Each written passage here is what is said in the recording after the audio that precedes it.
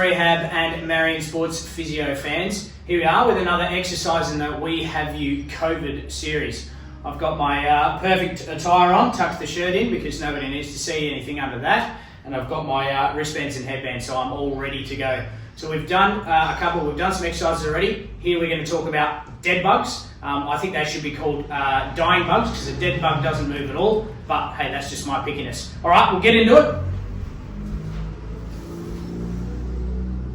Let's go. All right, hopefully you tolerated that okay.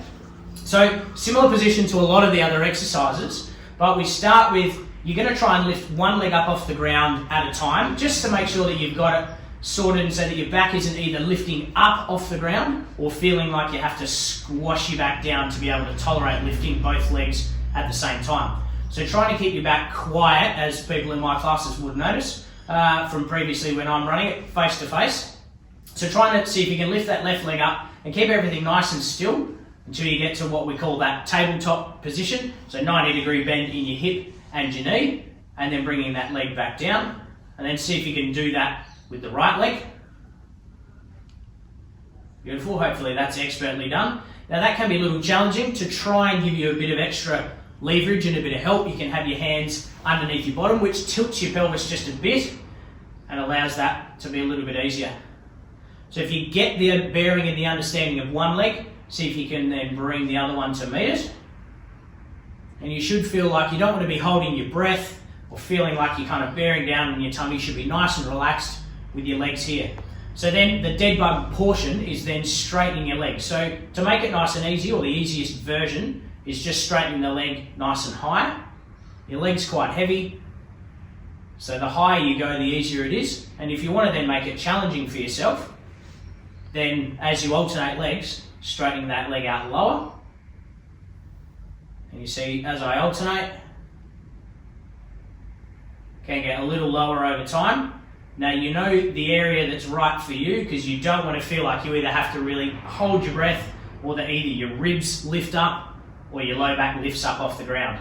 So just gauge where you think is appropriate, and you're looking for 3 lots of about 10 to 12 on each leg as well. If that's then easy from there, you can do kind of like half a sit-up and then doing the same thing. So see, I'm controlling each leg as I go and straightening out. I'm not getting the shakes.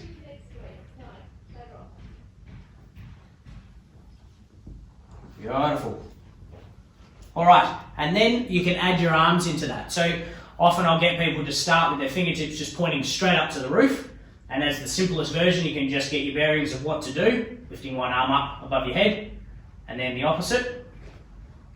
From there, you can then have your legs up in that tabletop position again, and just do the arms. So it's about lengthening through your stomach muscles while you're keeping nice and stable through your legs. And then the full version, if you can tolerate it, opposite arm and leg.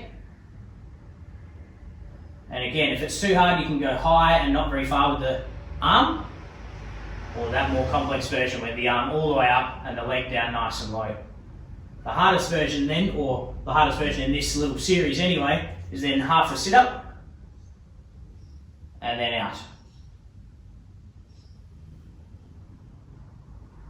Beautiful. All right, my abs are done. Hopefully that one's another exercise in your bank. 3 lots of 10 to 12, and hopefully that keeps your abs nice and strong.